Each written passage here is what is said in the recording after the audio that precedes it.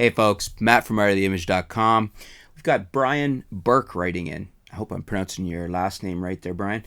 For image quality, which camera would be a better, the Panasonic G7 or a Nikon D7100? Thanks anyways, love the videos. Thanks for the compliment, Brian, and good question. I love my G7. I'm shooting my video with it right now. That's what you're seeing, this video shot on the Panasonic G7 in 4K. The Nikon D7100, great camera, very, very capable camera.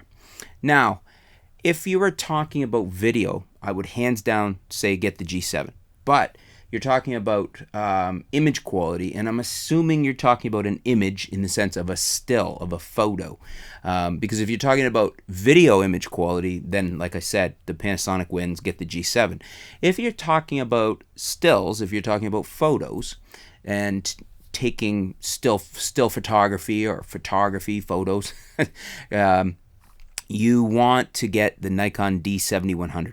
I was chuckling there because I'm elaborating too much on what a still is, but I just want to differentiate. We're talking about photography versus videography. That's when I would choose the D7100.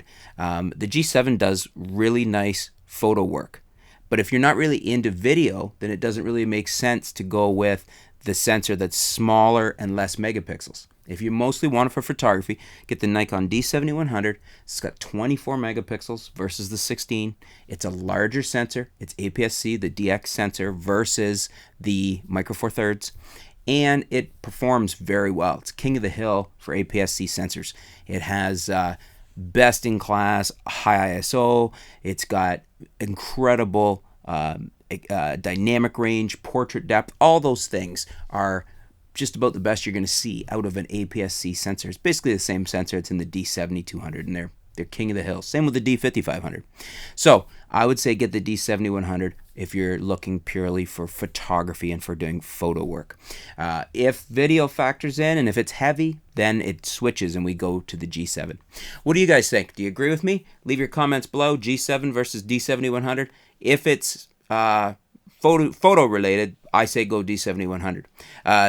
Agree, disagree, leave some comments, let's discuss it. Thanks for your question, Brian, and hopefully we'll get a little discussion and help you out, or my comments have helped you out too. Thanks for tuning in. Stay tuned. We'll be back soon here at artoftheimage.com.